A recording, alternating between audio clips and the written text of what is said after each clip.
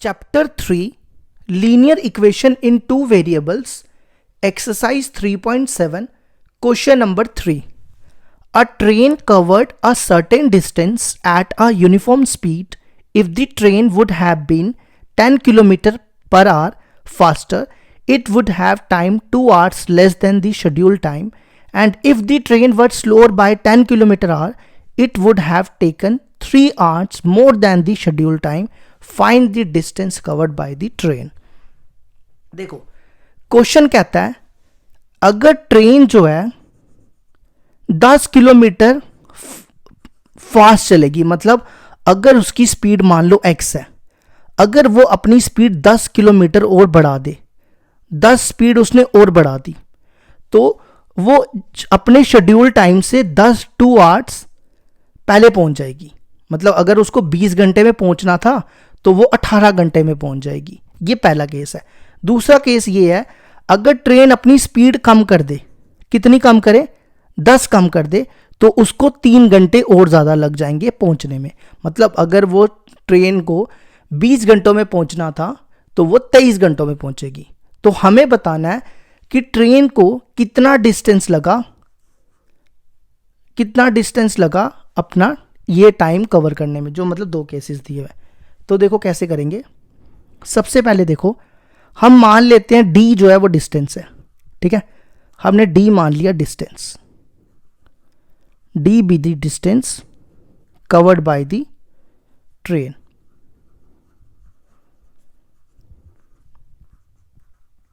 Covered by the train. ठीक है. अच्छा, और इसके बाद x ले लो, x kilometre per hour, be the speed. मान ली हमने इस ट्रेन की स्पीड इतनी है, be the speed of the train. Speed of the train. और t को मान लो टाइम है, and t be the time.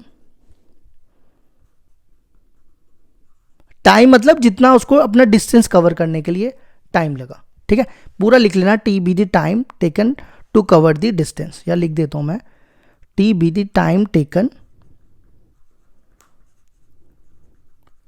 To cover the distance. ठीक है, अब ध्यान से सुनना, बड़ा ही सिंपल क्वेश्चन है. देखो अब आपको ये तो पता ना स्पीड किसकी इक्वल होती है, डिस्टेंस अपॉन टाइम. हमें निकालना है डिस्टेंस, तो अब यहां से डिस्टेंस की वैल्यू निकालो. डिस्टेंस क्या होगा, स्पीड इनटू टाइम, है ना. तो आप देखो डिस्टेंस को हमने d से डिनोट किया, तो वो हो जाएगा d speed into time. Speed को हमने x लिया और टाइम को हमने t लिया. ठीक है, हमें ये चीज़ फाइंड करनी है, याद रखना. मतलब हमें x और t की वैल्यू निकाल के वापस इसमें डालनी है. अब केस फर्स्ट आ जाओ. केस फर्स्ट में देखो क्या कहता है स्पीड जो है वो 10 किलोमीटर बढ़ रही है और टाइम जो है 2 घंटे कम हो रहा है.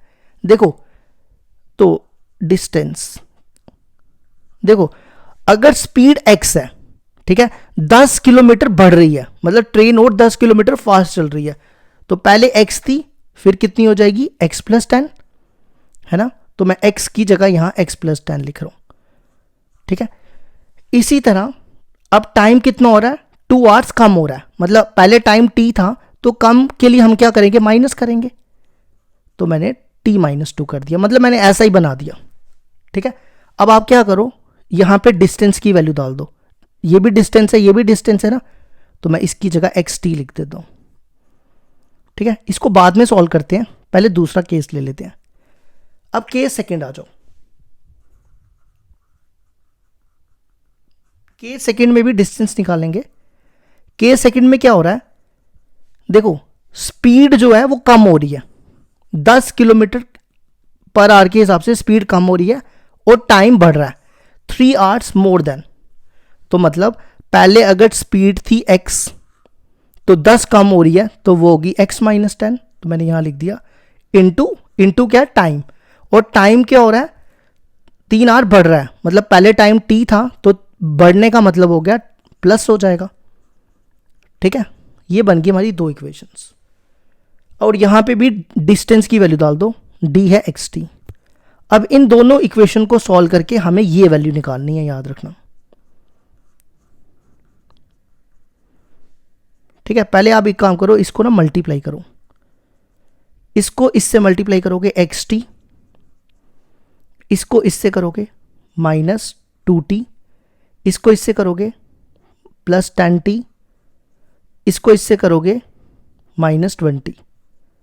तो ये और ये कैंसिल हो जाएगा। यहाँ पे थोड़ी सी जगह मैंने कम रखी है, अब करना है इसको एडजस्ट। एक सेकेंड, दोबारा देखो xt, ये -2x आना था, ये ठीक करना, ये x है, ठीक है। यहाँ बचा 0, यहाँ बचा -2x, यहाँ बचा 10t और यहाँ बचा -20, ठीक है। ये रफ वाला पोर्शन है, ये नहीं आपको लिखना। अच्छा, इस 2x को इधर ले आओ, 10t को उधर ले आओ और 20 को इधर ही रहने दो। इन दोनों में से 2 कॉमन निकालो, ये 2 इससे काट दो, तो फर्स्ट इक्वेशन बनेगी x - 5t = -10। ये हमारी बन गई फर्स्ट इक्वेशन, ठीक है। अब आ जाओ दूसरी इक्वेशन पे। दूसरी इक्वेशन में देखो क्या करना है,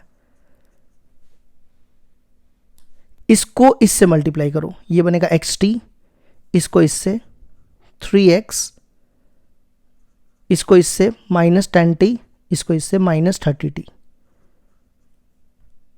सॉरी 30t नहीं 30, ये और ये काट दो, ठीक है। इस 30 को इधर ले आओ, ये 30 इधर आएगा तो ये बनेगा 30 = 3x - 10t। तो मतलब पहले मैं लिख रहा हूँ 3x - 10t = -30, ये बन गई सेकेंड इक्वेशन। यहाँ पे ना हम एलिमिनेशन मेथड नहीं यूज़ करते, सब्स्टिट्यूशन कर लेते हैं। एक काम करो, यहाँ से x की वैल्यू निकाल लो, 5t को उधर ले जाओ, यहाँ पे सब्स्टिट्यूशन मेथड यूज़ कर लो। अब ये वाली वैल्यू उठा के, ये फर्स्ट है, इसकी वैल्यू उठा के इसमें डाल दो। फर्स्ट की वैल्यू किस में डाल रहे हैं, सेकंड में, तो x की जगह यहाँ लिखना है फर्स्ट इन सेकंड। x की जगह हम लिख रहे हैं 5t - 10 -10t = 30। ये बनेगा कितना, 15t - 30 -10t = 30। ये 15t में से 10t गए, ये बचेगा 5t और ये 30 इधर आएगा, तो ये बनेगा 30 + 30, तो 5t हो गया, 30 + 30 60, तो 5 इससे कैंसिल हो गया, t आ जाएगा 12 आवर्स। तो टाइम कितना लग रहा है इसको, 12 घंटे, 12 आवर्स, ठीक है। अच्छा, अब अगला काम क्या करो, x की वैल्यू निकालो। x देखो क्या, 5t - 10, यहाँ पे t की वैल्यू डाल दो, t है 12, 5 × 12 -10, 5 12 60, 60 - 10 50, ठीक है। तो 50 इसकी स्पीड आ गई, 50 km/h, ठीक है। अब हमें देखो क्या निकालना था, हमें निकालना था d = xt, तो हमें निकालना था डिस्टेंस d = xt। x कितना था हमारा, x था हमारा 50 और टाइम कितना था 12। 50 × 12 कितना होता है, 600, कितना होता है 600, और डिस्टेंस का यूनिट क्या होता है, किलोमीटर। तो ये आ गया हमारे क्वेश्चन नंबर 3 का answer.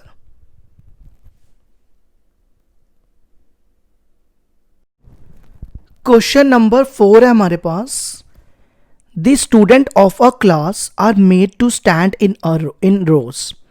If 3 students are extra in a row, there would be 1 row less. If 3 students are less in a row, there would be 2 rows more. Find the number of students in the class. देखो क्या कहता है question कह रहा है students जो हैं वो रोज में खड़े हुए हैं, ठीक है। कहता है अगर 3 स्टूडेंट और एक्स्ट्रा आ जाएं एक रो में तो क्या होगा, एक रो कम हो जाएगी, ठीक है। पहला केस ये है। दूसरा ये केस है अगर 3 students are less in a रो, अगर 3 स्टूडेंट मतलब रो से कम होते जाएं, एक एक रो से कम होते जाएं तो क्या होगा, 2 रोज बढ़ जाएंगी। तो हमें बताना है कितने टोटल स्टूडेंट हैं। दोबारा मैं बताता हूं, दोबारा समझो। देखो मान लो ये हमारे पास रोज है, ठीक है। इस फॉर्म में स्टूडेंट्स खड़े हुए हैं, ये सब खड़े हुए हैं, ऐसे खड़े हुए हैं, ठीक है, ये मान लो कहता है अगर 3 स्टूडेंट्स और बढ़ जाए, मतलब एक एक रो में ना 3 स्टूडेंट बढ़ जाए, ऐसे हो जाए, ठीक है, तो क्या होगा, एक रो कम हो जाएगी, मतलब ये वाली रो मान लो खत्म हो गई, ऐसा होगा। दूसरा केस है अगर 3 स्टूडेंट जो हैं रोज में कम हो जाए तो 2 रोज बढ़ जाएंगी, मतलब अब क्या होगा कि 3 स्टूडेंट यहां से हटाते जाओ तो रोज क्या होंगी, बढ़ती जाएंगी, है ना। तो हमें बताना है कि टोटल स्टूडेंट्स कितने हैं। तो क्या करते हैं, मान लो कि x जो है वो टोटल नंबर ऑफ स्टूडेंट्स है। Let x be the number of students in a row. हमने मान लिया कि x जो है वो number of students in a row है, और हम ये भी मान लेते हैं कि y B the number of रोज। और हमने मान लिया कि ये जो रोज है ना 1 2 3 4 ये पता नहीं कितनी, हमने इसको y मान लिया, y B the number of रोज। अब टोटल नंबर ऑफ स्टूडेंट कितने हो जाएंगे, हमें यही निकालना है, टोटल नंबर ऑफ स्टूडेंट्स। देखो अगर इस रो में मान लो ये 10 रो है, ठीक है, एक रो में 5 स्टूडेंट है, तो हम क्या करेंगे 10 इंटू 5 करेंगे, 50 हो जाएंगे। तो यहां पे हमने x को माना स्टूडेंट और रो को माना y, तो दोनों को मल्टीप्लाई करेंगे तो ये बनेगा x इंटू वाई, ठीक है। अब आ जाओ क्वेश्चन पे, अकॉर्डिंग टू क्वेश्चन। क्वेश्चन पहला केस क्या है, 3 स्टूडेंट्स जो हैं रो में एक्स्ट्रा बढ़ रहे हैं, तो पहले कितने थे x, अब कितने हो जाएंगे, अगर 3 बढ़ेंगे x प्लस 3, तो ये केस फर्स्ट आ जाओ। इसमें हम मानते हैं टोटल नंबर ऑफ स्टूडेंट्स, ठीक है। ये क्या कह रहा है, 3 स्टूडेंट बढ़ रहे हैं, पहले x थे तो अब कितने हो जाएंगे x प्लस 3, और एक रो कम हो रही है, 1 रो लेस, तो पहले y थी, एक कम हो जाएगी, मतलब y माइनस 1, ठीक है। एक केस ये बन गया। दूसरा केस आ जाओ, case second, total number of student. दूसरे केस में क्या होगा, देखो 3 स्टूडेंट्स कम हो रहे हैं और 2 रोज बढ़ रही हैं। 3 स्टूडेंट कम हो रहे हैं, मतलब पहले x स्टूडेंट थे, 3 कम हो रहे हैं, तो वो हो जाएगी x माइनस 3, ठीक है। और 2 रो बढ़ रही है, अगर पहले y थी तो 2 बढ़ना मतलब y प्लस 2, ठीक है। ये बन गई हमारे पास 2 इक्वेशन है, इक्वेशंस नहीं बनी, केस बने हैं। अब देखो टोटल नंबर ऑफ स्टूडेंट्स हमारे पास कितने दिए थे, एक्स वाई, तो मैं यहां पे लिख देता हूं एक्स वाई, ठीक है, और यहां पे लिख दो x plus 3 into y minus 1। अब इनको मल्टीप्लाई करो, इसको इससे एक्स वाई, इसको इससे माइनस एक्स, इसको इससे 3y और इसको इससे माइनस 3। ये एक्स वाई कैंसिल, तो यहां पे क्या रह जाएगा, 0 equal to minus x plus 3y minus 3। X को इधर ले आओ, मैं यहां पे ना सब्स्टिट्यूशन मेथड यूज कर लूंगा, x equal to 3y minus 3, ये बन गई हमारी फर्स्ट इक्वेशन, ठीक है। फिर यहां पे भी टोटल नंबर ऑफ स्टूडेंट कितने हैं, एक्स वाई, इनको भी करो मल्टीप्लाई, ये बनेगा x y plus 2x minus 3y minus 6। इस एक्स वाई को काट दो, तो दूसरी इक्वेशन बन गई 2x, यहां पे 0 बचेगा, ये मैं बाद में लिख रहा हूं, minus 3y minus 6 equal to 0, ये आ गई सेकेंड इक्वेशन। अब x की वैल्यू उठा के यहां डाल दो,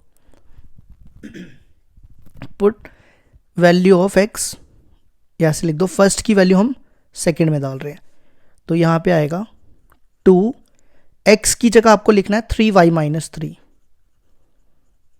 minus 3y minus 6 equal to 0, ये बन गया 6y minus 6 minus 3y minus 6 equal to 0, ठीक है। अब ये आ जाएगा 6y में से 3y गए, 3y माइनस 6 माइनस 12 को उस तरफ ले जाओ, 3y इक्वल टू 12, तो y आ जाएगा 12/3, तो y आ गया 4। इसका मतलब नंबर ऑफ रोज कितनी आ गई, 4, ठीक है। अब स्टूडेंट्स देखते हैं, एक रो में स्टूडेंट कितने थे, तो आप क्या करो, y की वैल्यू 4 किस में डाल दो, फर्स्ट में डाल दो, यहां डाल रहे हैं, तो x equal to 3 into 4 minus 3, 4 3 ज़ा 12, 12 में से 3 गए 9। तो हम ये कह सकते हैं कि नंबर ऑफ रोज कितनी हो गई, नंबर ऑफ रोज को हमने लिया था y, वो हो गई 4, और number of students in a row, number of students in a row, उसको हमने क्या लिया था, x, वो आ गई 9। हमें निकालना था टोटल नंबर ऑफ स्टूडेंट्स, जिसको हमने क्या लिया था, x इंटू वाई। तो x है 9 और y है 4, तो 9 4 ज़ा 36। ये आ गया हमारे एग्जाम क्वेश्चन नंबर 4 का आंसर।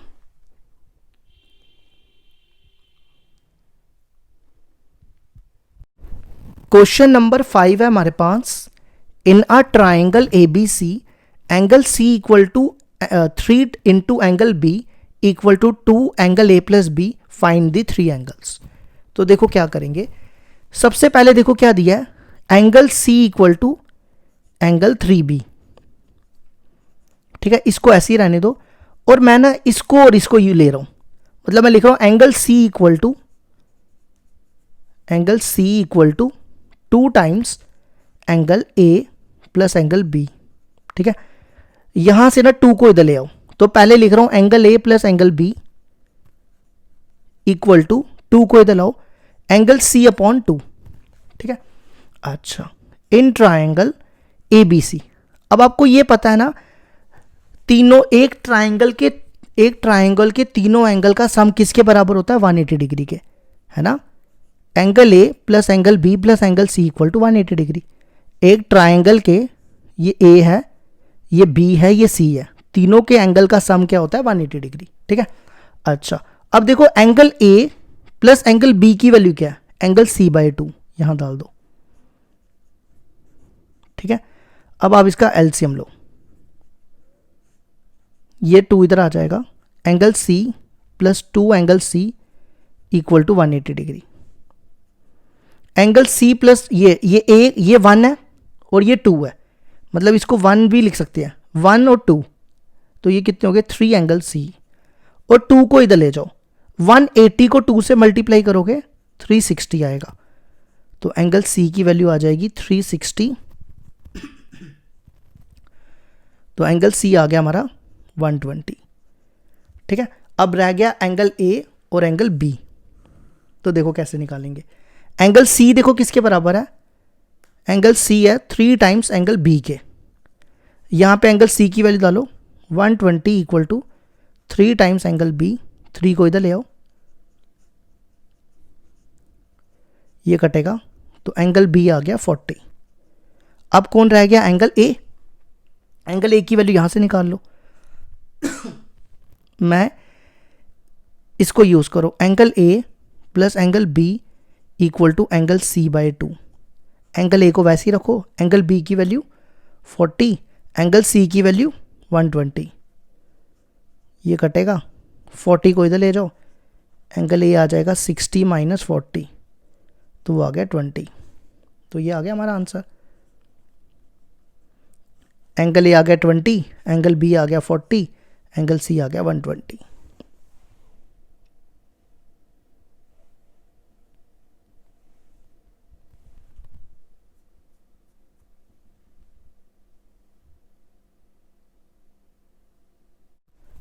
क्वेश्चन नंबर 6 है हमारे पास, draw the graph of the equations 5x minus Y equal to 5 and 3x minus Y equal to 3, determine the coordinates of the vertices of the triangle formed by these lines and the Y axis. देखो क्या कहता है, हमें क्या करना है, इन दोनों lines का ग्राफ बनाना है, और उसके बाद हमें क्या करना है, एक ट्राइंगल के वर्टिसेस निकालने हैं, लेकिन वो ट्राइंगल कहां बननी चाहिए, वाई एक्सिस पे, ठीक है। तो देखो कैसे होगा, पहले तो इन दोनों का ग्राफ बनाते हैं। देखो क्या करना है आपने, सबसे पहले ना हम इसके लिए बॉक्स बना लेते हैं कि जो हम पॉइंट लेंगे वो इसमें प्लॉट कर देंगे। तो सबसे पहला काम क्या करो, देखो सबसे आसान तरीका, x को 0 डालो, x को 0 यहां पुट करो, 5 into 0 minus Y equal to 5, ये कितना हो जाएगा 0 minus 5 equal to minus Y equal to 5, minus को इधर ले जाओ, वाई आ जाएगा -5, तो यहाँ लिख दो -5। ठीक है, इसी तरह अब दूसरा पॉइंट प्लॉट करो। अब ना वाई को 0 डालना है। किसको 0 डालना है? वाई को। देखो सबसे आसान तरीका यही होता है, वाई को 0 डालो यहाँ पे, ये बनेगा 5x minus 0 equal to 5, 5x equal to 5, ये 5 इसके नीचे ले आओ, x आ जाएगा 5/5, वो होता है 1। तो हमने क्या किया, y को 0 डाला और x आया 1। ठीक है, ये बन गया पहले का। अब इसी तरह दूसरी इक्वेशन लो, 3x minus Y equal to 3, इसका भी ऐसे ही बना लो पहले ही। इसमें भी सेम वही करना है जो हमने ऊपर वाले में किया, पहले x को 0 फिर y को 0, x को 0 डालो, ये बनेगा 3 इंटू 0, 0 ही हो जाएगा, तो ये बचेगा 0 माइनस वाई इक्वल टू 3, तो minus Y equal to 3, minus को इस तरफ ले जाओ, y हो जाएगा -3, वो यहाँ लिख दो। ठीक है, अब y को 0 डालो, तो ये बनेगा 3x माइनस 0 इक्वल टू 3, तो 3x इक्वल टू 3, x हो जाएगा 3/3, हो गया 1। तो हमने y को 0 डाला, x आ गया 1। ठीक है, तो ये आ गया हमारा। अब हम इसका ग्राफ बनाएंगे, देखो कैसे। यहां बनाते हैं इसका ग्राफ, इसको ना थोड़ा सा ऐसे कर लेते हैं कि पूरा ग्राफ दिखे। देखो इसको x मान लो, इसको y मान लो, यहाँ पे पॉइंट प्लॉट कर लो, 0 1 2 3 4 5 6, इसी तरह यहाँ भी 1 2 4 5 6, फिर यहाँ भी -1 -2, फिर यहाँ -1 -2 -3 -4 -5। पहला पॉइंट है, देखो क्या, 0 -5, x 0 y -5, x 0 y -5, ये बन गया। नेक्स्ट पॉइंट है 1 0, x का 1 y का 0, देखो x का 1 और y का 0 यहीं होता है। अब आप इसको बना लो, इसको ना स्केल से बनाना, मैं तो ऐसे ही बना रहा हूँ और ग्राफ पेपर के ऊपर नहीं बना रहा, तो आप ग्राफ पेपर भी यूज़ कर लेना। ठीक है, अब दूसरी लाइन बना लो, दूसरी है 0 -3, x का 0 y का -3, x का 0 y का -3, वो ये पॉइंट होगा। नेक्स्ट है 1 0, तो 1 0 तो यही सेम पॉइंट होगा, तो आप इनको ज्वाइन कर लो, ये बनेगी, ऐसे जाएगी। ठीक है, थोड़े स्केल से बनाना, सीधी जानी चाहिए, मेरी थोड़ी टेढ़ी जा रही है, सीधी जानी चाहिए। अब हमें ट्रायंगल निकालनी थी और उसके वर्टिसेस। देखो वाई एक्सिस में ये वाई एक्सिस है, इसमें ट्रायंगल वाई एक्सिस में ये आ रही है। अब आप इसके वर्टिसेस निकालो, ये ए पॉइंट हो गया, ये बी पॉइंट हो गया, ये सी पॉइंट हो गया, तो वर्टिसेस क्या आ जाएंगे, ए पॉइंट के वर्टिसेस 1 0, बी पॉइंट के 0 -3 और सी पॉइंट के 0 -5। ये आ गया हमारे क्वेश्चन नंबर 6 का आंसर।